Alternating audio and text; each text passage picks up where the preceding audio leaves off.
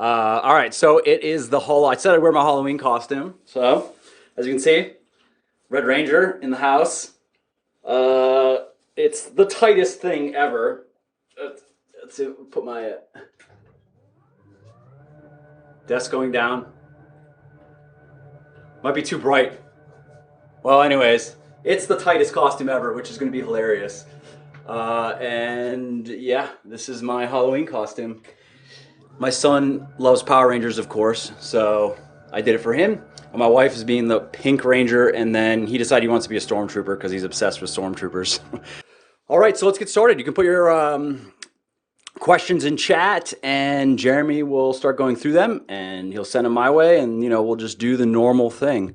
And of course, you can ask any questions you want. If you have training questions, diet questions, supplementation, marketing, business, I don't care, personal stuff, really ask anything, and Jeremy will just grab all kinds of things. And if you have funny questions, then throw them in there too, because he likes that shit. All right, here we go. First question. When finishing a bulk, should any slowing down be done before cutting, or is it best to jump right in?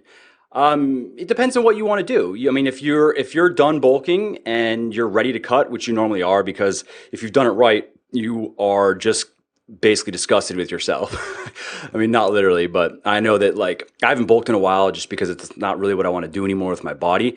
I kind of have more or less the size that I want, but at the end of my bulks, I just had to eat so much food that, and I just felt like, God, I'm ready to just eat less food. So yes, you can just go right into a cut. I don't recommend slow cutting from a bulk because you're just going to make it take longer. You're not really actually going to benefit from it. You're not going to lose muscle by jumping into a deficit. I've written articles. I've spoken about this in quite a few different articles. I've spoken about it on the podcast and all over the place in my books and blah, blah, blah.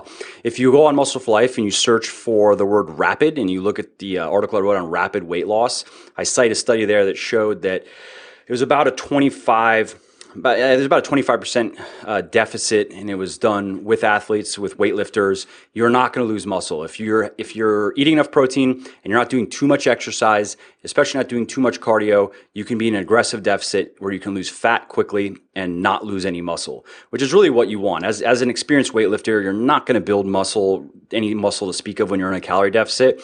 You just want to maintain it, and you maintain that by eating enough protein, not going too low on your calories, keeping your carbs up, and continuing hitting heavy weights in the gym. So I recommend when you're done bulking, if you're ready to go into a cut, just go. And you also have that benefit of that when you're done bulking, you're eating as much food as you possibly can, essentially, and you're still only gaining a little bit of weight. So in the course of your bulk, if you went from 3,000 calories a day to 4,000 calories a day, which is more or less what happens when I bulk, that means you get to start your cut back down at 3,000 calories a day, which is pretty cool. And then work them on down. So, next question. How long did it take you to start noticing viewers to your website? I'm working on my own health blog. I mean, that's an unfair question because we started Muscle for Life, Jeremy and I, in March of 2013, but we already had a base. We had a site before that we didn't care about, to be fair. I don't even remember the traffic numbers on it. I didn't do anything with it. It was called buildhealthymuscle.com. And then when we decided, all right, we really want to go for this whole thing, then we started building Muscle for Life and blah, blah, blah. So the growth on Muscle for Life was very rapid. Jeremy, do you remember what the first month was? Yeah, I think you're right. So we got about 30,000 visits in the first month alone. And that's because I already had a bit of a platform, because I had already sold a lot of books. And, obviously there were people out there, there was some buzz or whatever. So that's not really a fair, that's not a benchmark that I put out there. I think a better benchmark is if you look what Neil Patel is doing with his health blog. If you want to follow that, go to neilpatel.com, Neil, Patel, Patel. Oh, does he blog about on QuickSprout? Okay, well, it's either QuickSprout, which is just how it sounds, QuickSprout, or neilpatel.com. He started a health blog from scratch. And how long ago, Jeremy, was that? Was that like six months ago? I want to say 4 to 6 months ago. And I think he's at 100,000 visits a month now. And he's pumping out content. And, he knows what he's doing, obviously. But that's a much more realistic, and that's being aggressive. If you can hit 100,000 visits a month within your first 6 months, that's that's impressive. That means you really know what you're doing. So as a resource for that, I highly recommend Neil's stuff in general. Jeremy and I also know him personally. We're not like super close, but he's helped us. He's a very nice guy, very helpful guy, and he really knows what he's doing in with really all things internet marketing. He has areas where he's very, that's his personal expertise, but he knows a bit of everything, and he knows people that have a lot of their, like the things that he's not super strong in. Let's say copywriting, he knows the best copywriters out there. So, anyway, quicksprout.com, neilpatel.com, go check it out and put his strategies into use. They work. I mean, we kind of base everything we're doing is, I wouldn't say it all comes from Neil, but Muscle for Life right now gets about 1.3 million visits a month. Very large percentage is from Google, and in terms of SEO, we basically just do what Neil says. And it's not even like, ooh, we have this secret, connection, or we're doing stuff that he doesn't talk about on his website. We're just doing exactly what he says on his website. So, yes, I think that's it for that question. All right, next question. What role does Jeremy play within the company? Oh, Jeremy picking one for me to talk him up. Besides looking pretty, that's what he put in there. Yes, besides looking pretty, Jeremy has his hands in a lot of stuff. I'd say the real. What's that? He mostly has his hands in my pants, but that's we're not going to go into that right now. No, so his real focus is the marketing side of what we do. Although again, he does have his hands in a bit of everything, like the coaching service that we were rolling out, which is going very well. We have 10 people, which we wanted to limit it to 10 people before we really roll it out to make sure that everything is the way that we want it, and we're able to deliver the service that we envision. So he helped put all that together, but I would say like where his specialty really is, or where he's kind of niched into, is just everything that we're doing both on Muscle for Life and Legion, to market and sell. I do the copywriting. He does all the design. Like we're rolling out a new website, actually new websites plural, for both, one for Legion and one for MFL. By the end of the year, they'll both be up. Legion first those have been like his babies for the last several months, because it's a big undertaking to really do it right. And as you'll see, like the websites we have now are fine, but these new websites are so much better. I mean, it's just on another level. So it's hard to say like, oh, Jeremy just does this, because he has his hands in a lot of things, but it all centers, the majority of his work centers around how do we sell more stuff, basically. And that's from a strategic side, like what are some new bright ideas? Because marketing is a very creative type of activity. A lot of it is just taking a look at what you have and going, all right, how can I get more out of this?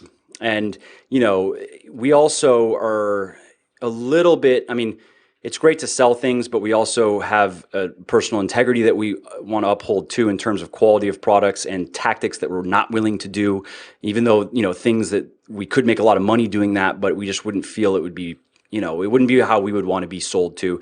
So, those are some constraints as well. But anyways, it's kind of a vague answer, but honestly, like it's a pretty small group. There's 7 of us. And to handle all of Legion and all of Muscle for Life and all other random app things that we're involved in and all kinds of shit. So, people have like their primary areas of work, but then there's some overlap depending on what needs to get done. Like the Shredded Chef update, Jeremy has been helping a lot with that, overseeing. He's going to be, we're going to put him in the book as the what was it, Jeremy, the art director? Yeah, the art director, because he is. If you've been following any social media, so you see like we're doing photo shoots and for food and stuff. So he's been basically overseeing that, and he's super into cooking, and so it's been his vision on the how we want it all to look and the style of things, and so yeah, we basically everything that I'm involved in, Jeremy's involved in some way. All right, next question. So I'm 22 years old and had my testosterone tested at 332 NGDL, which I think is pretty low. I'm following your BLS program and trying to cut to 10% body fat. I think it could be low dietary fat intake, but around 20% of my calorie intake comes from fat. What do you think I should do? Well, there are some different things to take into account here. This is good timing, because I would go read the article that I just wrote on Legion, the Legion blog, how to increase your testosterone. It's like how to actually increase your testosterone, how not to. So you can see that it's probably not your dietary fat intake. You could go at on a higher fat diet and probably see a small increase in testosterone. Maybe you could get up to 400 or something like that, but it's not going to be like, oh, from 330 to 800 because you are eating more fat. In terms of what your body needs for its health reasons, in terms of dietary fat, which would include hormone production, is probably about 0.3 grams per pound of fat-free mass, which is everything that's not fat in your body. So as you can see, that's just not that much. And when you're in a calorie deficit as well, this is a limited time where you're restricting your fat. You're not even restricting it, you're keeping it right at about that level, which is where I put it in the formulas and the books and so forth. But again, it's only for a certain period of time, and then you introduce some more fat into your diet. So there are several things. One, being in a calorie deficit depresses testosterone levels, period. It does. Your cortisol levels are going to be higher. That alone, testosterone and cortisol have an inverse relationship. So the higher your cortisol levels are in general, the lower your testosterone levels are going to be. Also, testosterone tests higher. What is it? It's in the morning, Jeremy. Because your cortisol levels are higher, test is going to test lower. It's highest in the morning. What's that? Oh, okay. So it depends on when you're getting tested. In the morning, it's going to be higher. I didn't remember on I've read so many things sometimes, like little random details, or what was it, that or was it that? So anyways, when you got tested matters, and other things. Yeah. I mean, that definitely, how high is your cortisol is going to be a big thing. If your cortisol is high, then that alone can cause a very low T test. And also, I mean, honestly, that's the low end of normal, and depends on where your free testosterone levels are, which is going to depend on your sex hormone binding, so your SHBG and your albumin levels. So you could have, someone could have high testosterone, like you could have, let's say, 900 NGDL, but because your SHBG levels are high, your free testosterone could actually be quite low, whereas somebody else could be, let's say, more mid-range on testosterone, but they have low normal levels of SHBG, especially SHBG. Albumin is less of an issue because the testosterone can disassociate from it, but SHBG, once it's locked into that protein, it's done. It's not bioavailable anymore. So someone could be middle of the range, but actually have higher free testosterone, which is really what we're looking at. But free testosterone is probably generally about 2 or 3% of your total testosterone. So given your test, I would say that it's the lower end of normal. I mean, given your age, actually, it would be a little bit considered low. I think the low end of normal for your age is about 400 NGDL. When you start getting below that number is when you start seeing symptoms of low testosterone at your age. A middle-aged person could be at 300s and actually be okay. So go check out the article that I wrote for Legion, and I talk about there some natural things you can do to raise your testosterone levels. And I highly recommend that you don't just turn to drugs. I mean, right now TRT is very popular. Getting on TRT is, it's a lot of doctors. I mean, you could just go to them and say, hey, I think I have low testosterone, and they would prescribe you right away. And I just recommend you don't do that, especially at your age. I guarantee you there are things you can do with your lifestyle that can dramatically improve it. And it might even be just coming out of a calorie deficit and raising your dietary fat a little bit. And also, like, your exercise schedule matters a lot. Are you overtraining? How much exercise are you doing? Because if you're doing way too much exercise, that's going to chronically elevate your cortisol levels, which is going to depress your testosterone levels even more. So you have the calorie deficit and the overtraining. So that's my recommendation. Go check out the article and really dig into it, and don't just go jump on drugs, because what will happen is you're going to find it very hard to come off. Basically, that's what's most likely going to occur, where it's going to become easy to just stay on, and you're going to have psychological.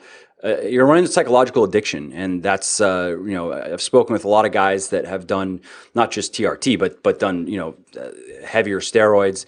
And the guys that are like most honest about it, that's the most common thing they say that why they regret getting on steroids is when they're off steroids now. Things like when they're on steroids, they just feel invincible, and when they're off now, they hate the feeling of being natty, basically. So hopefully that helps you with that.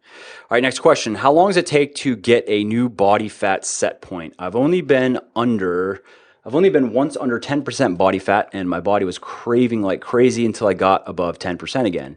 Is there a way to stay under 10% and not be hungry all the time? That's a good question, and I think that's something that I don't run into, but I know it's out there. Jeremy, you run into that same thing, right? Yeah, Jeremy runs into the same thing where there's a point where he starts getting under 10% and his body is almost like it just doesn't want, it's like, no, like eat more food. I want to be fatter. Like stop it. And, you know, it's hard. I don't, there's no like off the top of my head, any relevant type of, oh, well, here's this body of research that shows us this is how it really works. I've written an article on body fat set point where there's a lot of factors involved. And the long story short is like the longer you stay at a body fat percentage range, the more likely it is that your body is going to adapt that as the new normal. But for sure, some of the like, I can say that the people that I can think of that have done it successfully have, well, I wouldn't say one for one, but there are some things you can do that increase the likelihood that you're going to be able to comfortably maintain that sub 10. And that's going to be one, your diet. As you probably know, I'm not like a huge detractor of clean eating, and I'm not like one of those if it fits your macros people that's eating Oreo ice cream every day and showing off on Instagram about how I can eat this shit and still stay lean.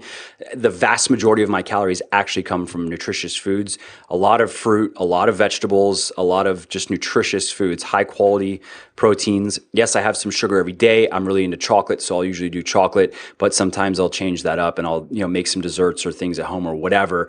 But my point with that is, and this is really anecdotal. This is not, I'm not, again, there isn't like some, at least I don't know of any research that's just simple, like, oh yeah, well, there's just one here, here's 5 studies that break it all down. But one, making sure that you're not deficient in any micronutrients, making sure your body's getting all the micronutrients that it needs seems to be a part of it. Maintaining high insulin sensitivity levels seems to be a part of it. That probably is a big part for me personally, where I am naturally a very insulin, I have low carbohydrate sensitivity. I have naturally just have very high insulin sensitivity levels. I've also been, I grew up playing sports. I've been weightlifting for long, 10, 11, 12 years now, actually. And I've had a good diet for a long time now. So a lot of those things do work to my advantage. But you can't, so there's that, maintaining good insulin sensitivity. And you do that by really, staying lean alone and training your muscles are probably and doing some cardio, are the major things that you can do to improve your insulin sensitivity. There, of course, are certain supplements, stuff like berberine, it's very good for that. Fish oil is good for that. But I believe even spirulina is good for that as well. And which I take all those things. I actually don't take berberine, but I do take fish oil and spirulina, and then there's some stuff in Triumph as well that can improve our multivitamin Triumph that improves insulin sensitivity. And high protein diet is important, but I'm sure you know that if you're not eating enough protein, you're going to run into hunger issues. High carb is going to be better for you, especially if you're training regularly. If you're like most people, you're going to be less hungry on a high carb diet. And that means by high carb, me personally, I just keep my fat around that 0.3 to 0.4 grams per pound of fat-free mass, or about 0.3 grams per pound, 0.35, and I eat about 1 gram of protein per pound per day, and I get all the rest of my calories from carbs because it's very satiating. It helps maintain muscle. It helps keep cortisol levels down. So again, there are a lot of factors involved in this question. It really is kind of circumstantial. This is where, if we were emailing, I would ask you some specific questions regarding what are you actually doing. But I can say the people that have been most miserable that I've spoken with that try to stay lean are low carb people. People that try to, you have the extreme like keto, or you just have the more like paleo type low carb. One for one, I've spoken to a lot of people. It's very, very rare that I come across a low carb person that's able to stay lean and feel good and not be hungry all the time and have good workouts and so forth. And I've spoken to a lot of low carb people that have tried it and then with taking my advice, like, stop that. Let's get you some carbs, and then all of a sudden they feel way better. In a lot of cases, they actually end up probably due to cortisol levels coming down. They find they end up looking leaner with more carbs because my guess is just holding less water, because the higher cortisol levels are, the more water you hold. So, and then one last thing before we move on to the next question is, don't discount the psychological aspect too. I mean, again, that's an area where me personally, I don't have great tips for that, because I don't have those issues with food. I don't feel compelled to eat things or not eat things. I kind of just stick to my numbers every day. And if I am going to go over, it's kind of just a conscious thing. Like, I'm going to go out to this restaurant and I'm going to be in a surplus today, and that's just the way it is. But, though that can be hard to differentiate from the physical. I believe, what was it? I read somewhere, I think it was in a random books, this kind of comes to mind, that the difference between physical hunger, which is the hunger pangs, and psychological hunger, which is just the desire to eat. I think that's what it is, right, Jeremy? The physical, I don't remember which book that was, the physical and psychological aspects of hunger. So the physical hunger is like in your stomach, like the actual hunger pangs. And then psychological hunger is like the desire to eat. I don't remember exactly. I don't remember exactly. Sorry. I can. Oh, no, I don't. Yeah, no, I just mean the principle. I think that's what it was. It's just that the difference between physically being hungry and mentally being hungry, basically, where you just have a desire to eat, even though you're not physically, like, you don't have physical hunger symptoms, you just want to eat. People, can run into that when you start getting lean. Also, even psychologically, you start to get more lenient with yourself. Like, well, I'm lean, I can eat more food, and then it increases the desire for food, and that can become a dwindling spiral. And then it's just like, well, I just want to eat everything, and then once you already ate a little bit, already fucked it up anyway, and then it turns into a binge and so forth. So, go. If you haven't read the article yet, go on Muscle for Life and search for set point, 2 words, and you can read my article on it to get a bit more information on it. It's just, it's not an exact, from all this reading that I've done on it, there just isn't like a neat, tidy little science-based answer for that, because it seems to vary so much from person to person. All right, next question. When bulking, should I continue to eat a surplus of calories? During the week, I am deloading, not lifting. I would say yeah, just because, your body's still going to be recovering, at least from part of what you did the week before. So there's no reason not to. It's not like you're going to be gaining a bunch more fat because you're in a slight surplus on a week that you're not lifting. You can also do a bit of cardio on that week as well. There's no necessarily, if you are doing cardio, there's no reason to just drop that out. But there's also nothing wrong with, if you're sick of eating, which if you've been bulking for a bit, you probably are being a bit tired of eating so much food every day. It can feel nice to just drop down to TDE, you know what I mean? Which, if you're not lifting, is going to be at least a couple, 200-300 calories lower every day, and just almost get a little break from having to eat all that food. I've done it both ways when I've bulked in the past, and I really just played it by ear how I felt. If I was enjoying my diet and everything was going fine, I would just continue as normal. But if I was, if it's already been months and I just am really sick of eating, then, drop down to TDE. All right, so next question. When bulking, I know you recommend a deload week about every 8 weeks. I've reached the 10-week mark since my last week off, and I'm really in a groove right now. I've been making lots of progress and strength in the last few weeks. Would you still recommend a deload, or should I keep going? Definitely keep going. You're going to find that in a bulk, I've worked out with guys, especially people that are new to weightlifting, that went 6, 7, 8 months without deloading. And like you, they're just like, after they started asking and working out with me, and they're like, I haven't even taken a deload. And I'm just like, if you feel good, keep going. There's no reason. The point of the deload really is when you start, you're just grinding, and, your workouts feel very heavy. Your energy levels are low. Your sleep is not as good. Your motivation is waning. That's when it's time to deload. But when I see that with bulking in particular, where people are able to go quite a bit longer. So in cutting, you'll probably find you 8 or 10 weeks, it'll be time to take a break. And you may even want to increase your food intake a little bit on that week as well. A lot of people like to do that. It's not necessary, but again, it just gives the body a full break. Like, give it a couple hundred more calories every day, and no lifting. Just gives your whole system a break. All right, next question. Hey, Mike, the second you release your app, the sales for all your supplements will go through the roof. You will sell the book much quicker, and the app will become your first step in earning a ton of money. What are you planning to do with all the money? And speaking of the Stacked app, when's it going to be on the App Store? I'm going to answer this in reverse order. So the app, I can't say for sure when it's going to be on the app, when it's going to be available for sale. The developers have said they're shooting for December, January to be fully done, beta testing done, everything, which I'm happy with. I mean, again, as you probably know, if you've been following the project at all, it's taking longer than it should, which actually reminds me, I'm going to send an email out to everybody on the list just to keep you up to date. The beta is coming. It's close. I just want I want the workout section to be pretty like rock solid with me, like where I'm happy with it and I can't break it and everything works the way I want it to work before I start rolling it out, because that's really the most important part of the app. But anyway, so, the developer they had working on it, it was just going slow, and he was getting a bit sloppy in his work. Now, fortunately, I had the code audited by a third-party firm, a company that's well-established. They checked all the code. They said, this is good code. So now they have another developer, the company I'm working with, they have another developer now that is, he's kicking ass. He's doing great. So, this is one of those things, I'm just as annoyed as anybody else waiting for it, but I've just learned through doing everything that we've done, everything takes too long, costs too much money.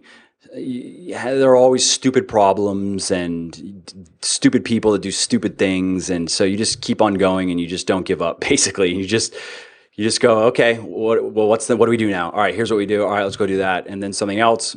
Okay, what do we do now? Let's go do that. So again, we're shooting for a December, January release, and I think that's realistic given where it's at right now, because once the workout section is done, the rest of the app, it's just not that much. Like the whole journal section, it's going to be great, but it's technically not that complicated. Workouts is what is complicated, because workouts ties into every other aspect of the app. So it's just, there's a lot of moving parts in it. So that's that. Yeah, I mean, I know the app's going to sell well, it's more money. I don't know. I have to buy a house. So there, I'll buy a house, and that's what I'll do with the money. I don't know. I'm not one to, if anybody follows me on social media or anything, like, I never post about anything trying to show off money, and I never will. It's just not, I think it's actually really fucking lame, especially when it's just, I don't understand the point of it. I don't understand the point of trying to make people, is it to make other people jealous? If that's, some people are into that, I'm not into that. If it's just to show, like, to say what, like, look at me, I'm better. Like, I don't feel any need to do that. I don't know, or just to get admiration from people for stuff. Like, I'm much more interested in, I think it's, for me, a compliment on the work that we're all doing here, whether it be the books or the supplements or the app or the websites or all that, that's more gratifying to me than somebody saying, oh, what a cool car you have or whatever. I just don't really care about that. So I'll find something to do with money. There's always something to do with it. All right, let's go to the next question. What do you think about knee sleeves? Are they good to prevent knee injury? That's a good question. I actually like knee sleeves. Not so much for the point of preventing injury per se, but they keep your joints warm. And I've written about it. And I use Reband. I don't know if that's how you pronounce it. REHBAND, I believe. And they're blue. They feel like neoprene or something.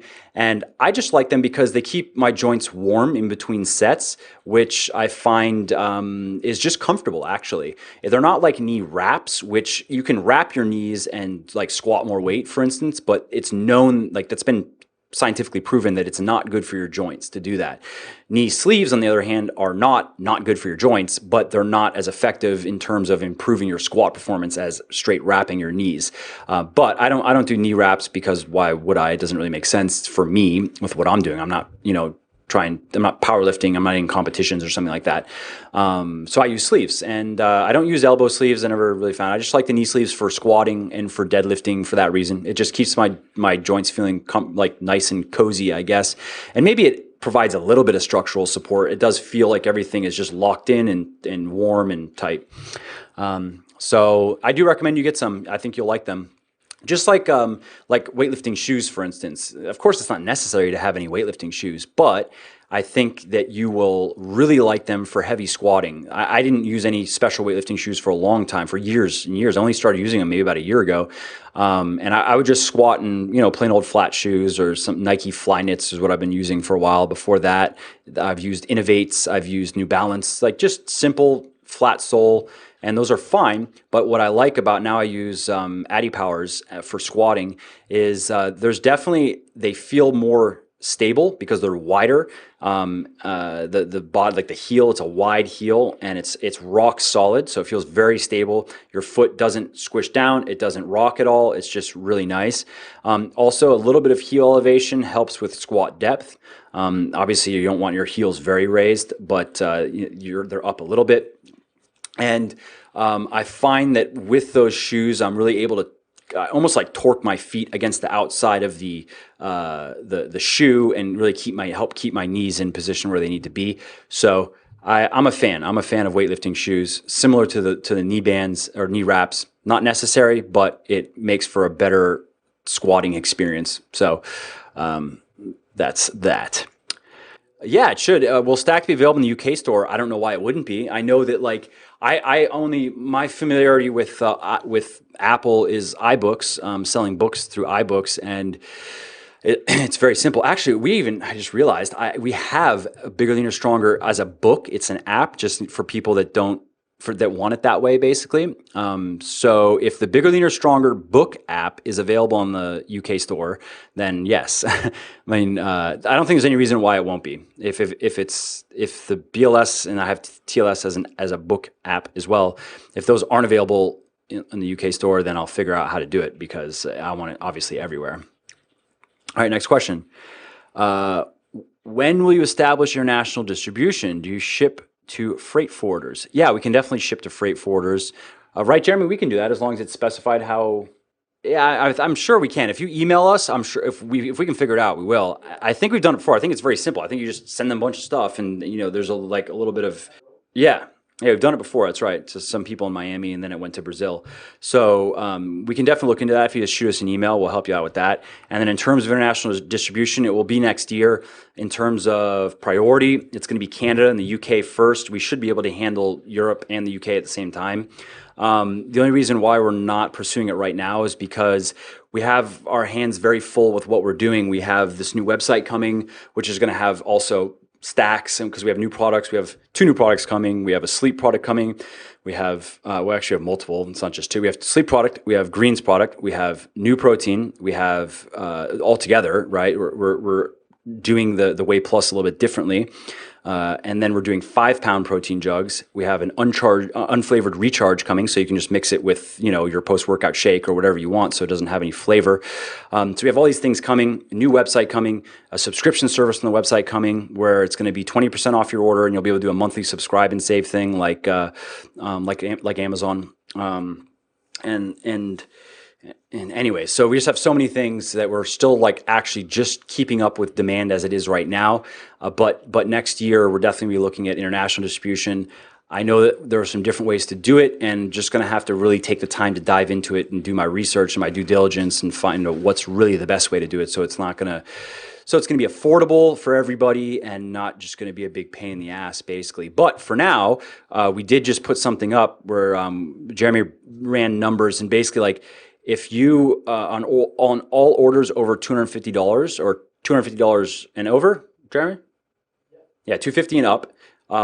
If you're in Canada or the UK, which is where the majority of our international customers are, where they're from, the shipping is 50% off. So we're eating half the shipping cost basically for on orders $250 and up, which means that you can stock up and then or get friends together, and then when you look at the shipping in terms of a per unit basis, it actually becomes pretty affordable. So that was in the interim, that's our solution. But we are definitely going to be pursuing international distribution seriously. I mean, the obvious countries are Canada, UK, all of Europe, at least Western Europe, Australia, possibly even Brazil, because I sell a lot of books in Brazil as well. So it's just one thing at a time. Mike, how did you get your eyes so blue? Is there a special supplement stack that you're taking for that? Yeah, there's this company Legion, and if you buy all their supplements, then it should do the trick. If you take 2 servings of everything a day, trust me, and your dick will get really big. No, that's a funny question. I don't know. Genetics. Thanks, Dad. My dad has super blue eyes. All right, next question. So, can you address waist size after cutting and then reverse dieting? I had my pants tailored, assuming I'd get big again, but it's been 9 weeks since starting the reverse diet, and the inches haven't come back on. Will they ever? Not that I want them to. It's a good question, actually. So, just to catch everybody up quickly, so reverse dieting is just when you're done cutting, instead of just going back to how you're eating before you're cutting, you slowly increase your calories up to your TDE, where what you're burning. And there are a couple reasons to do that. One, when you're at the end of a cut, you've been in a deficit for a while. Your body is really primed to store fat as efficiently as possible, basically. So the worst thing to do is end a cut and be like, fuck yeah, diet's done, and then just start pounding food. You will gain fat very quickly. So the reverse diet is a simple protocol to prevent that from happening, basically, where you're raising your caloric intake by your daily intake by about 150 calories, and then you eat that amount for about a week, and then you do it again, you eat that for a week, and so forth until you're up to a normal calorie intake, no longer in a deficit, and then you can even continue and keep on pushing it if you want. But the great thing about it also is that, like the person asking this question has experienced, is you don't gain any fat. You just don't. A lot of people actually, especially when they're like a few weeks into their reverse diet, they find that they even look leaner now that they're eating, let's say 300-400 more calories per day. And again, that's not like, yes, they're probably still in a slight deficit, so they're still losing a little bit of fat, and that is going to contribute to that leanness. But also, as you are eating more food, your cortisol levels come down, you hold less water, and especially that's very noticeable if you're lean. If you're a guy and you're under 10% body fat, if you're a girl under 20% body fat, and you are if your cortisol levels were to, let's say, spike for a day or two, let's say you don't sleep enough, right, which can do it for a couple days, you will notice this, you will see it, the little bit of extra water. It's just like a little film of blurriness that'll be over you, right? And then on the flip side of that, if you're dealing with that and it goes away, you'll see that too. You will notice it right away when you get very lean. So the answer to the question is no. Your waist should stay the same. I mean, waist measurement at the navel is a very reliable indicator of body fat levels rising or falling. So if your waist is expanding over time, you are gaining fat. If it is shrinking over time, you're losing fat. That's a good thing just to keep in mind. Like if you are new to weightlifting, you need to lose weight, you're going to build muscle while you lose fat. And so just paying attention to the scale is not enough, because you're gonna be 4 weeks into what you're doing, and you're gonna be down a pound, which would suck normally. But you're like, but I've lost X millimeters or whatever or centimeters on my waist, and my pants everything is loose. What's going on? I look leaner in the mirror. It's that you are losing fat, but then you're replacing some of that weight with muscle. It's not going to be a 1-to-1, obviously. You can lose fat faster than you can build muscle, even when you're new to weightlifting. But keeping a waist measurement is, and also like a caliper measurement. If you go to Muscle for Life and you search for body composition, you can see an article I put together that shows how to determine your body fat percentage and stuff like that. So keeping caliper readings and waist measurements in addition to weight, those are just like it gives you a bigger, more complete picture of what's going on with your body. So no, your waist shouldn't change. Now, where of course it would change is there's a point where you keep increasing your caloric intake to where you're now in a surplus and you start storing fat. Then you will see your waist expanding. But until then, no, I mean, you can just keep on increasing your food intake, and I do recommend you do that. Keep going and see how high. I mean, that's the ideal situation, is where you're eating as much food as you can without gaining fat, unless you want to gain fat, unless you're bulking. But if you're trying to go into a maintain, then you really want to be able to eat as much food as you can without gaining fat. It's just better that way, because then in the future, if you do want to start bulking, your metabolism is basically running as fast as it can, in a sense. And then, you put some more food. And then when it comes time to cut, you're not starting from like a half gimped, caloric intake, where you really should be eating a couple hundred calories more per day, and your body could deal with that. But you never really got there. So now you have to cut your calories, especially low when you cut. You just don't want to get into that. You don't want to get into this. I've seen this. It becomes I wouldn't say it's not really a vicious type of cycle, but people will get stuck in these low caloric intake ranges by not properly reverse dieting out of a cut because they're afraid to eat more food. So they do their cut perfectly. They reduce their caloric intake as necessary. They reach their goal and they're afraid to eat more. So they kind of just hang out in this low area and the body continues to adapt, continues to drive energy expenditure down to where it reaches this homeostasis or close enough to it where you're not really losing much fat anymore, but you're not eating as much food as you should. Your body is still fighting to reduce energy output, energy expenditure. Instead, you want to come out of a cut, reverse diet properly, get your caloric intake back up to where it needs to be. You are not going to gain fat if you do it right, and then you're in the clear. Then you get to decide, what do you want to do from there. Do you want to maintain? Cool. There are different ways you can do that. Do you want to bulk? That's very simple. No reason to go back into cutting, obviously, but I think that's a good, thorough answer to that question. Hopefully that helps. All right, next question. Pre-workout nutrition for bulking if I work out very early in the morning. Good question. When I was bulking, I would do, let's see, a cup of rice milk, and I'd mix protein powder in it because delicious. Rice milk is a magical mystery when you mix it with protein. It is so good. By itself, you drink it, be like, shit sucks. Why is rice milk? Mix it with protein, and it's one of those like, the sum is greater than the parts by far. Protein powder in water can be like, that doesn't really taste very good. Rice milk by itself is kind of like, who would want to drink that together? You're like, holy shit, that's good. So I would do like a cup of rice milk and a scoop of protein, and I would do a banana as well. So that's about 50 carb. And sometimes, like before my deadlifting and squatting, I would also do either another cup of rice milk, which was really just for the carbs. I do another 25 grams of carbs, basically. So I get 75 grams of carbs before I train, 30 minutes before I work out. So I would wake up first thing. That's what I'd do. I'd eat my food, go to the bathroom, get ready to go, and I'd be at the gym about 30 minutes later. And that will give you the full ergogenic benefits basically of carbs, and you will lift more weights with carbs. I don't recommend fasted training if you're bulking. You're going to be stronger with pre-workout carbs. And that's kind of what we're trying to do here when we're bulking, is getting as strong as possible. We're trying to, progress as much as we can. The only reason to train fasted when you bulk would be is if you just really like it. So keep that in mind. And, choose your carbs, whatever you want. I don't care if it's the morning, eat a baked potato. I don't give a shit. But just go for, anywhere from 50 to 75 grams of carbs before you train. And for girls, I would probably, it depends on how many carbs you're eating in a day. You might want to do something more like 25 to 50 grams so you don't leave yourself with no carbs for the rest of the day, basically. But I would say 30 grams is probably good if you're going to just down the middle recommendation for everybody. Have some protein as well, of course.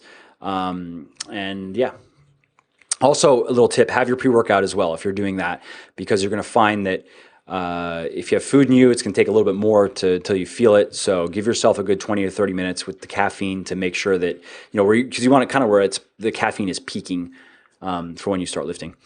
All right, next question. Hey, Mike, I'm 6 feet tall, 168 pounds, former gymnast. I'm repping 355 on deadlifts, nice, and 90 pounds on weighted pulls. Weighted pull-ups. But I only bench 205. That's really not that bad. Is that sort of imbalance something to worry about? Should I modify my training to, yeah, it is a little bit low, to emphasize chest or just be patient? Now, to be fair, you're going to find upper body progresses slower than lower body, period. It just does. I mean, our legs are our biggest muscle group in the body. They can generate a lot of power, a lot of force. They respond very well to heavy overload. Whereas, the pecs are a much smaller muscle group. Look at the press. The shoulders are a small muscle group. The lats are involved, very small muscle group. It just takes time. But what you can do here is, I would say, it depends on I don't know what kind of training you're doing. If you're doing my program, then you'd be doing your upper body essentially twice a week, where I don't recommend more than that. I mean, it's really just not, you only can train so much, even when you're doing everything right. And the only thing you could, there are other styles of training out there. There's stuff like the Bulgarian method, for instance, where you're doing a bench press, or if you're doing it for squat, you'd be squatting every day or bench pressing every day. So there are things like that out there, but not that there's anything wrong with that. I just wouldn't, I'd say that the majority of the progress you're going to make is just sticking to the principles, which is going to be you're emphasizing your heavy weightlifting. You can do some higher rep stuff, but your core of your program is heavy weightlifting. You're not overtraining, you're not overdoing it, and your diet is on point, and you're just staying consistent. You're not missing workouts. You're pushing hard in your workouts. You know, you're really going for those extra reps. You're really trying to hit the top of your rep ranges so you can add that weight and progress. So I would say that, yeah, your bench is a little bit low. Those are pretty solid numbers on the deadlift given your size. I would also, though, question what your diet's like given your weight, 6 feet, 168 pounds. I'm 6'2", 190 pounds. So just thinking with that, if you're not in a calorie surplus, you're going to find that it's going to be very hard to progress. I found personally with my body that, especially with the smaller muscle groups, it was very hard to progress unless I was in a surplus. I made the most progress on my bench press, on all of my shoulder work, with my arms was always in a surplus. If I in a deficit, that would be the first areas. Those would be the first areas that I would lose strength. Not much, but I'd lose a rep or two, and it would just stick there. And even when I'm in this maintain mode that I'm in right now, it is different to be in a surplus. It just is. So I understand. My bench I've never benched more than 295. Now, to be fair, I haven't pushed myself to try to go beyond that because that was my last bulk, was 295 for 2 or 3 or something like that, and I haven't bulked since then, and I probably don't really plan on bulking again, to be honest. But I have very long arms, which work against me, so there is that. There's some biomechanics involved as well. But I would say that make sure you're in a calorie surplus. Train your chest twice a week. You can do, if you're doing my program, then you're doing your 9 heavy sets on one day, and you're doing three lighter sets, several days later. There's not much more you can do on that. And if one other tip actually I can throw out there that has helped with my chest development has been emphasizing dumbbell and barbell training alternatively. So like I went for 6 months, for instance, where I only did heavy dumbbell pressing because my dumbbell were just behind. So I just dumbbell pressed, and I got strong on my dumbbell pressing. And I went back to barbell pressing after not doing a single barbell press for 6 months. And I don't even know if I lost any strength. I was maybe like 2 reps down where I was before. And then I quickly progressed beyond that because of all the dumbbell pressing I had done. So that's a bit of an extreme. I wouldn't say you have to do that. But since then, what I've kind of like done myself and I've seen work well is where your workouts are predominantly dumbbell for 4, 6, even 8 weeks, where maybe it's 6 sets of dumbbell, 3 sets of barbell or something like that. And then you flip it around and they're predominantly barbell, and then the dumbbell work almost becomes supplementary or accessory. So that's also a tip that might be able to help. Okay. All right. So Jeremy says we have during questions, so speed round. All right. So fast answers. Yeah. Red Ranger, go. Mega. What's their big thing that they make? The Mechazord? I don't know. Yeah, we're doing that shit. It's coming. All right, so I'm pretty carb sensitive. I get tired when I eat 70 grams of carbs at a time, 70 plus grams. How should I adjust my carb intake on days I don't lift? What about the around workout carb intake? Also, I work out first thing in the morning if that affects what I shoot with my carbs. This is a good question because carb intake that's something you're going to have to get a good sense of your body. I guarantee you the longer you stay lean and the more weightlifting you do, and cardio helps improve insulin sensitivity just in your entire body. It's in a dose dependent nature where like the more cardio you do, the better you're going to get in terms of insulin sensitivity. But of course you don't want to do way too much cardio that becomes counterproductive. Anyways, you're going to learn like you see that if you eat 70 grams or so, it seems to be a threshold for you, then, I would say that on the days that you don't lift, again, ideally you would keep your carb intake as high as you can. But if it's uncomfortable, then lower it. You know what I mean? If you're finding you're groggy and that's no fun, you just lower your carbs. There isn't like a simple, this is exactly, rule of thumb for everybody kind of thing, because it's very different. For instance, my carb sensitivity is very, very, very low. So I could eat probably 400 or 500 grams of carbs in one go and just be fine. And maybe I'd get a little bit like, ooh, I ate a lot of food, but that's about it. Like every night I have 300 grams, give or take, of oatmeal and fruit mainly oatmeal and fruit, actually. It's just a ton of oatmeal, and I do it with chocolate milk as well, so there's some sugar and shit, and it's delicious. And I eat it at 10 p.m. or so, and then I just go back to work, and it's like I didn't even eat anything. It doesn't even matter. So that's me learning my body. In your case, I would also ask what kind of carbs you're eating.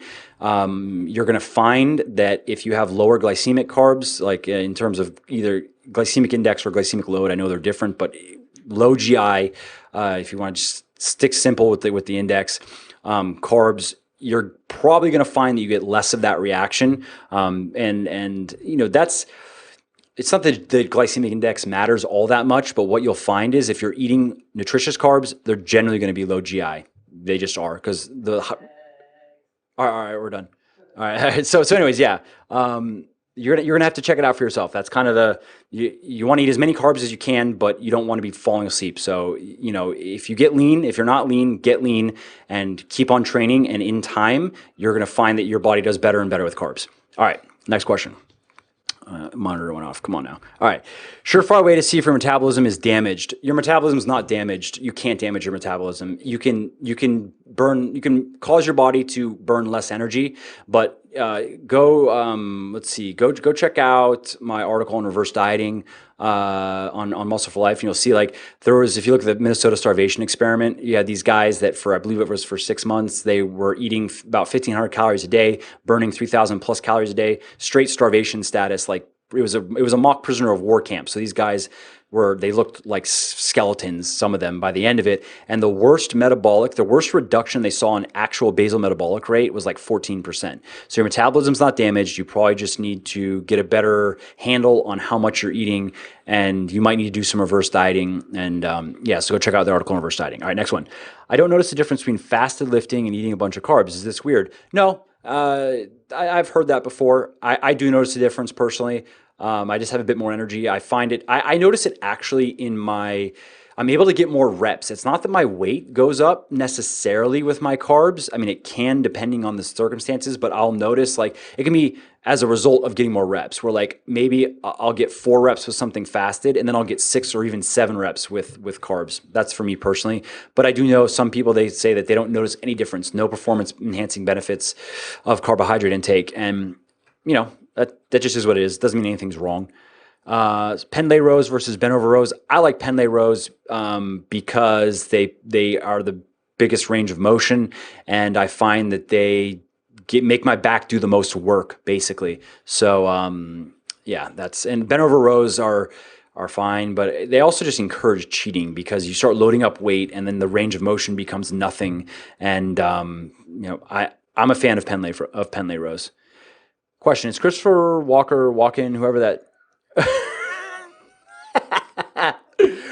that censored Mike had on his podcast, right when he says the hops and beer in particular raise estrogen, lower testosterone? I honestly don't remember that. Drinking too much alcohol can. I don't know. I do not. I would the hops and beer in particular. I don't know of any. I mean, I just wrote an article on testosterone, how to increase testosterone, and did quite a bit of research for it. I didn't come across anything like that, so I wouldn't worry about that.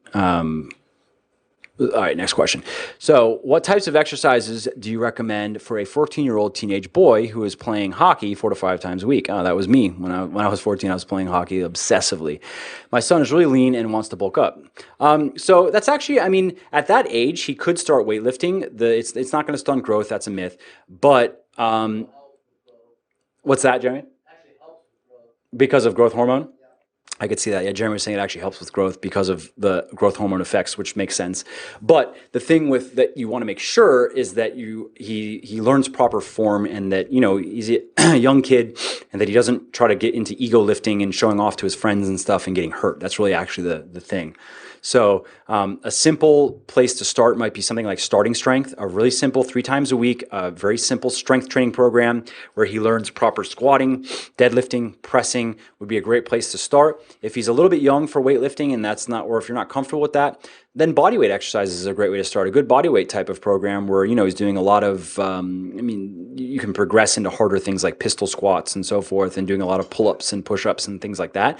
But 14, you can definitely start weightlifting. Again, I would start with a good basic strength program like strong lifts or starting strength, and be a stickler on form. Make sure he really learns the importance of form. He doesn't have to be afraid of weightlifting at all, of course. You don't want to go too far in that direction, but just that he knows that it's much more about lifting the weight properly than just trying to stack plates to show off to his friends or on YouTube or something. All right, next question. Once you have reached a muscle size you want, how do you keep on gaining strength without increasing muscle size? I'm glad you picked this one. Any routine suggestions or programs that are out there? This is a good question. Ironically, something I'm running into myself. So I'm pretty lean right now because I had to do a little cut for this photo shoot for the cover of this cookbook. And I was a bit leaner 2 years ago for a photo shoot that I did where I needed to be leaner because it was more of a bodybuilding type of thing, whereas the cookbook is more, yes, it's bodybuilding, but I don't want like crazy ab vascularity. I don't want to be too lean. It doesn't fit the look of what we're trying to do with this book. So I'm just like probably a good solid 7% or so. I weighed 190 for that shoot, and I weighed 182 2 years ago. Yes, I was leaner 2 years ago, but not 8 pounds leaner, not 8 pounds of fat. So, realistically, I probably, if I were to lose 3 pounds of fat right now, I'd be at where I was 2 years ago. So even that, 5 pounds of muscle gained in 2 years makes sense. That's really what when you're looking at a natural weightlifter, you're looking at about 2 to 3 pounds a year. But ironically, that has not been my focus. I'm trying not to have that continue. I don't want in 3 years to be 6 pounds heavier in terms of muscle because that's not the look that I want. I'll take more calves, I'll take more shoulders, but I really don't want more in my upper legs. I already have trouble wearing jeans. I'd take some more separation. I think that looks cool, but in my upper body, my chest, and my arms already, if I don't stay lean, my arms just look retarded big. So, this is a good question, and it's something I'm starting to deal with myself. What I'm doing is, my diet is around I'm just on a maintained type of diet where I'm eating about my TDE every day. Obviously, there's fluctuations, and you can't determine your TDE with 100% accuracy, but what it's looking like is if you keep on hitting heavy weightlifting, which is just what I like doing, you'll continue gaining muscle at some rate. So I may have to do, I may have to dial back my volume a little bit, my weekly volume. I might have to go more for a pure strength type of approach. Not that you don't build muscle on strength training, but the lower volume, the lower weekly volume is gonna reduce. It's gonna result in less muscle growth over time. So that's something that I'm the guinea pig here. So I don't know. We'll see as it goes, but it's something I'm acutely aware of. I understand where you're coming from. So that's my thinking, just based on what I know, is going to be reducing weekly volume, but I can still keep the heavy lifting. So a strength approach might be the best thing. It's also fun, that type of training. All right, next. Hi, Mike. A couple of quick ones. What do you think about fitness trackers like Fitbit or Jawbone? Have you tested one? Yeah, I've tested quite a few. I think they're kind of cool or whatever. I don't put any stock in the calories burned. There's no way that shit is accurate. In fact, I've actually seen a study. I don't remember what they studied, what they used in the study, but it was definitely not accurate. It was 40% off or something. So if you just want to know what's the whole thing right now, Jeremy, quantified self, if you're into that thing where you just like to know exactly what your sleep was and how many steps you took and whatever, cool. Go for it, but I wouldn't use that. I wouldn't use that for meal planning. Definitely not. I wouldn't just go, oh, my little thing says that I, burned 3,000 calories walking today, so let's fucking go pound food. That's not that simple. So if you like it as a gimmick, go for it, but don't use it to plan or determine your food intake. All right, next question. Have you seen the new research on meat causes cancer? Layne Norton made a video about it saying correlation does not equal causation. Yeah, go check out the examine.com. Go check out their blog. They wrote about it on the first time this went around, and now on the second time around. Again, basically what Layne says is, and I even wrote about not this newest research, but the previous research. If you search Muscle for Life for meat, you'll see what I had to say about it, and it's kind of more of the same. Basically, don't eat a bunch of crap meats. If you don't, if the majority, if you're eating a ton of nitrate infested garbage and you're eating a ton of hot dogs and really processed overcooked meat and, gas station beef jerky and shit, you might be increasing your risk of cancer. But if you're like the rest of us normal humans that don't do that, and you eat high quality foods and you have meat in your diet and you're exercising and you're taking care of your body, I mean, again, like Layne says, this is epidemiological. This is saying, well, there could be an association here, but there are a lot of potential confounders. So go over to examine.com, check out the latest blog article. They do a great job breaking this stuff down. They really know what their team knows a lot more about all this than I do, for sure. They're smart. So check them out. All right, so next question. I'm under the constraints of a low budget and my current gym is limited to Smith machines for my compound exercises. I know this isn't ideal, but can I follow your BLS program under these constraints until a suitable gym is found? Yeah, you can. You can't really deadlift on a Smith machine unless they have, what are they called, Jeremy, where it's the bar moves laterally as well? Power rack? No, not power rack. Not a power rack. No, there's a name for it. Power cage. Power cage? Maybe. Anyways, so you have the Smith machine where it's locked, it just moves vertically, but then you have these new Smith machines which also move laterally. They move, toward and away. So you can deadlift on those.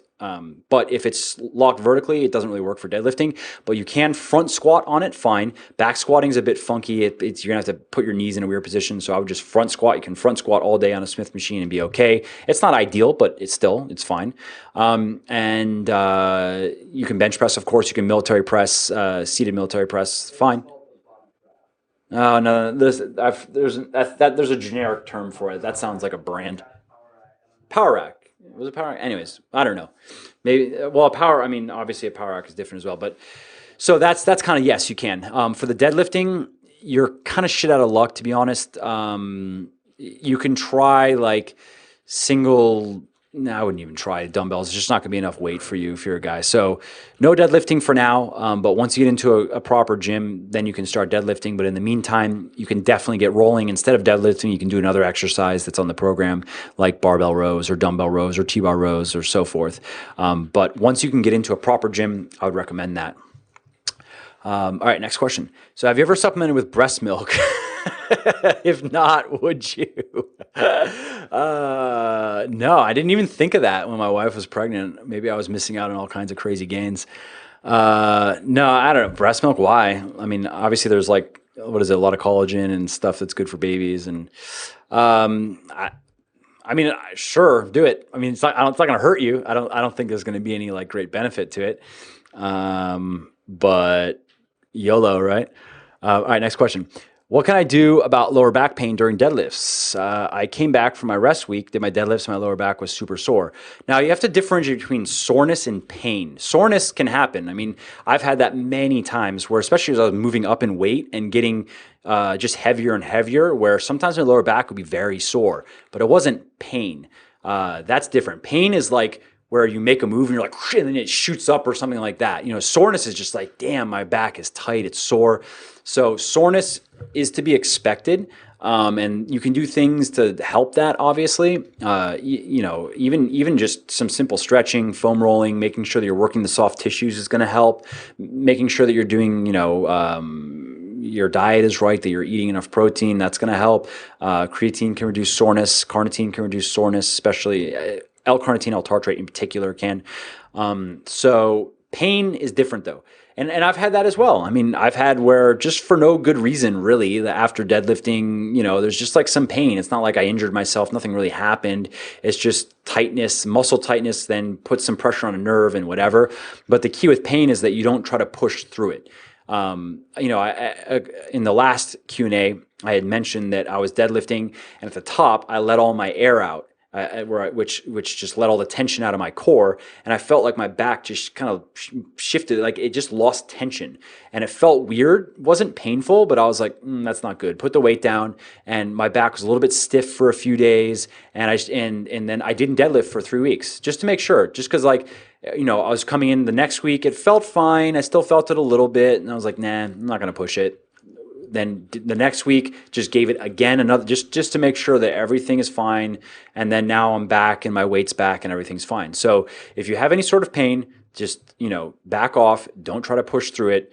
The barbell's still going to be there in a couple weeks, because it's not worth risking injury. We're trying to do this for a long term. We're not like, on the clock because we have this meet in X number of weeks, and we're trying to set a PR or something like that. We're trying to stay healthy, and we do not want joint injuries over anything else. We don't want to hurt our backs. We don't want to hurt our shoulders. We don't want to hurt our elbows. We don't want to hurt our knees. We want healthy joints that will allow us to be active for the rest of our lives. So, next question. How fast can you put on muscle while eating at maintenance? Good question. That really depends on you, how you're training and your genetics. What I was talking about just a little bit earlier is relevant. Over the last couple of years, I've spent a lot of this time more or less in maintenance. And I still gained a couple pounds of muscle in that period. So, if you're in maintenance, it's because you've been lifting weights for a long time. If you're not the only reason to maintain for a long period of time is you either have the body you want and now it's time to just maintain it, or you have a reason to you cut for summer and now you want to be lean for summer. Okay, fine. But if most people, if you're looking at maintaining for years, that's where I'm at now, it's because you kind of are done putting on size, just overall. So it's really, depends on your body. You could expect as a weightlifter with 5+ years under your belt, the most you can kind of hope for is a couple pounds of muscle a year, 2 or 3. And you probably would need to be in a surplus to really max that out. And to be fair, over the last couple of years, I did do a bit of bulking, but not having in the last year. I've really just been maintaining for a year. And I've noticed that in the last year, my weight's really just been fluctuating in the same range, which is good. So that means that if I did put on muscle in the last year, it's very little. It's maybe a half a pound, maybe a pound max. It's definitely not 2 pounds or 3 pounds. So, again, that's really what I'm shooting for, though, is I like to train hard. I want to have good workouts, but I don't want to be 4 years from now, where I feel like I'm just too big, like my clothes don't fit me anymore. And I'm now having to figure out how to lose muscle without, wanting to just quit. All right. So next question, what would be qualifications for individuals who'd be interested in working for you?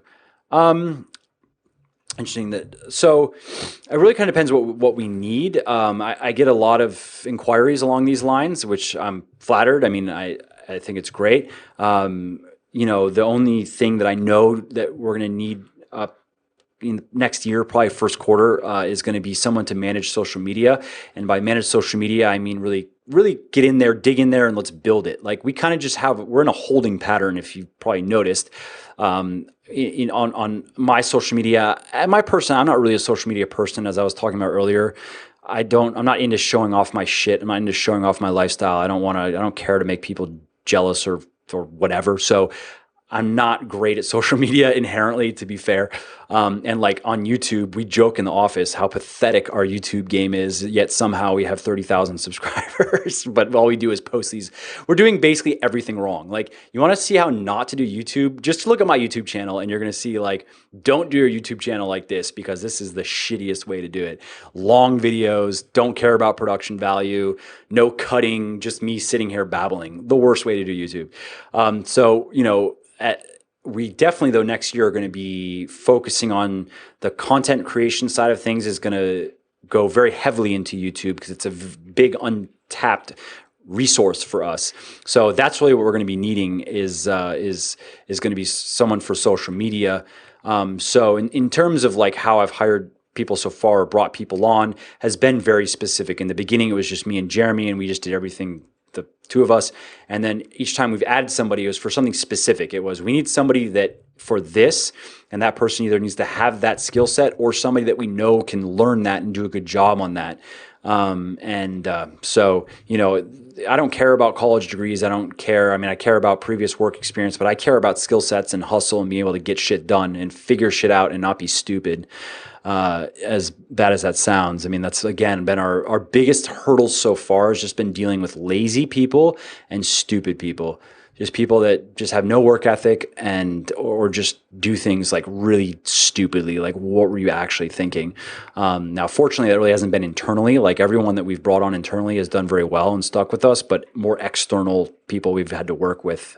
So next question. What is the max amount of fat that can be gained in one sitting? Yeah, good question. Jeremy always picks the best questions.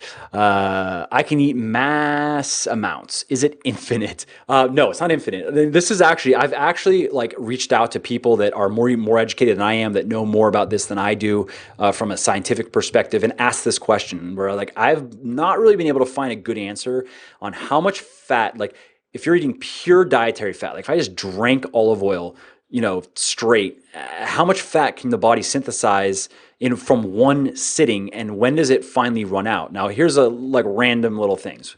One, I know there's a point where like if you've ever had your poop float, that's because there are undigested nutrients that have made it through. Like you've eaten so much that your body can't process it all, or you have a health issue. Like if that, I believe that if somebody has that regularly, they're like supposed to go to the doctor. That means you're not absorbing nutrients, and that can be a big problem. But I've had that like every year at Thanksgiving. I eat as much as I physically can, and I can eat a shitload of food. It's absurd how much food I can eat. So my dinner like last year was like 7 plates, legitly 7 full plates of food. I ate until I was in pain. I had to lay down on the couch and just pass out, and breathing actually hurt. So I went full coma mode after all that food. The next day, my shit was just floating because there's only so much. There's only just so much. It's like I don't even know how many thousands. It's at least I ate at least 6,000 calories, probably 7,000 to 8,000 calories because there was some dessert in there as well in one sitting. And ironically, I swear to God, I didn't get fatter from that. Like I was lean last year too. I was not like at 15%, you don't really know what's going on anyway. I was sub 10%. I was probably 8, very similar to where I am now. And I noticed nothing. I myself was actually confused. Like from an energy balance standpoint, how is that even possible? Now, of course, I probably did gain some fat, but I swear I did not see it. Like I was expecting, all right, this is the test. Like how much can I gain enough fat in one meal to like notice less ab definition, or like, I have some ab vascularity, some veins, you get to know yourself when you are in this world, you just stare at yourself. And I noticed nothing. So very surprised there. But how much you can, I don't know. I really don't know. I think in just like we've talked about this at the office, the stupid shit we talk about like at lunch, and it's probably depending on your genetics and where your body's at and a bunch of factors, a pound of fat a day is probably possible if you really went at it. If you really ate, like if you ate 10,000 calories a day and drank a bunch of alcohol, which makes sure that you store every possible gram of fat that you can, you probably could gain a pound of fat a day. I probably could. I would be shocked if your body could send, because remember, your body has to make it. This isn't just like, oh, it magically appears. There's a process, and there's only so much that it can do before it finally just goes, I give up. Like I'm getting as fat as I can. Settle down here. Just go shit this stuff out. We don't need it. Like I don't know what to do with it. So, try it out. We have holidays coming. Do what I do. Eat until you actually can't move, and then see what happens. But no, it's not infinite. It's definitely not infinite. Next question. Would you recommend incorporating Olympic lifts such as hang cleans into BLS? If so, what would be the best way? Thanks. No, unless you know what you're doing and you have a good reason to, and which would be that you want to. Some people really enjoy Olympic lifting, but it's inherently more dangerous. You're throwing around heavy weights. I don't do any Olympic lifting myself, not because I think it's so dangerous or whatever. It just doesn't really fit. I don't have a reason to do it. I personally don't find it particularly fun. But that's just me. So if you really wanted to, it really depends what you want to do. I have spoken with quite a few people that have done it, and what they do is they take a 3-day BLS type of approach, and then they do like 2 days of Olympic lifting, but they just have to work, and this is knowing your body and knowing what you can do. You have to work it around your deadlifting and squatting, as you know, because if your legs are blasted, you're not going to be doing anything great in terms of Olympic lifting. You need to have fresh legs. So sometimes they also do a bit less on their leg training days for BLS. So instead of 9 heavy sets, it's maybe 5 heavy sets or 6 heavy sets to, and this is trial and error. So if you're doing 5-day BLS, plus Olympic lifting is going to be rough. To be honest, the only way I would do that is I'd probably take legs day and reduce the amount of squatting and so forth that you're doing, and maybe add a little bit there, because that's giving it's giving your body a few days, your back, to recover from your deadlifting and so forth. But the people that I know that have incorporated it successfully and come to something that works well for them have taken a 3-day VLS type of approach. So it's basically like a 3-day strength type of approach with the Olympic lifting built around it. So, so I don't have like a good pat answer for that, but next question. Hey, Mike, when you have no choice, like a work dinner or family dinner, and I need to eat something like a pancake or French fries or a sandwich, and I get home in the evening, is it important to eat extra protein before sleep, or not getting over my calories more important? Sorry for the bad English. Greetings from Belgium. Belgium. I want to go to Belgium one day. So, a good question. I would say no, it's totally fine if you don't have your protein before you go to bed one day. I mean, as a general thing, it is a good idea. That I've seen 2 studies now that show that it does improve muscle recovery, which of course makes sense because it just gives your body amino acids to work with all night, so your body can continue the repair process, doesn't have to wait for the morning or until the next time you eat. But if it's one night, who cares? And if you're cutting, personally, I would just do what you're saying. I would just skip the protein. I would just keep my calories where they need to be, and get back on get back to normal the next day. No reason to overthink that, really. Yeah, I'll do a couple more. So next one, will Mike have a training regimen for pre-competition bodybuilding? Yeah, good question for prep. Honestly, I've worked with quite a few people. I've actually worked with more girls than guys in this for prep, but have worked with and heard from quite a few guys that have just kind of used my stuff to prep.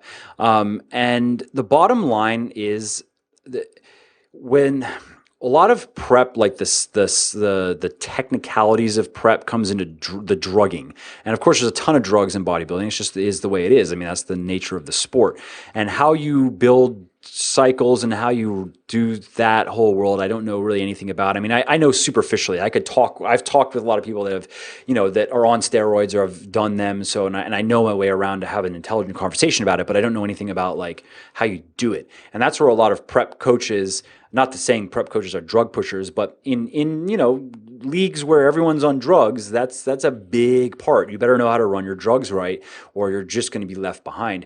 So when you're natural, prepping is actually a lot simpler. There's no real need to be manipulating your sodium and doing all that stuff. Layne Norton, speaking of Layne, has spoken about this, and he certainly knows what he's talking about and in terms of prep. And kind of just echo, I mean, I echo what he says, and that's been my experience is you want to prep well, get really fucking lean, make sure that you keep all your muscle, don't burn away your muscle, don't kill yourself with hours and hours of cardio, and don't starve yourself. Give yourself enough time to preserve your muscle and preserve your sanity, and get really lean. Don't worry about manipulating your sodium and potassium. Keep those balanced. Don't worry about manipulating your water. Just keep it balanced. If you search for Norton on Muscle for Life, you can find a podcast where I interviewed him and he talked about this. So I'd recommend going and checking that out. So to answer your question, I don't know of anything. If I were to produce a product like that, I would have to feel that I really would have something to offer other than just this. Like, all right, you ready for the secret? Get really lean. Don't burn away your muscle. There you go. Thank you. Give me your money. Thank you. Yes. I mean, that's what actually would be kind of, yeah. Oh yeah. And don't mess your sodium. Don't mess your potassium. Yeah. Maybe eat some carbs the day before. Yeah. Eat some carbs the day of. Give me your money. You owe me. Thank you. No. So if I were, I would have to dive into it more. And if I felt like there was really something I could offer, but it's right now, that's just like I don't think there's that much to really be said on it. So hopefully that helps you. How do we get Mike to yell, it's morphin' time, and I already did it, and do karate. What? This. And then flex. Oh, this is the tightest costume ever. All right, I did it. I yelled it. I did karate. So thank you for taking the time for the Halloween edition of our live Q&A. We will be back next month, about a month from now, and you know how we do it, last week of every month. And hope everybody has a great Halloween. Yeah, thanks for taking the time, and I will see you next time.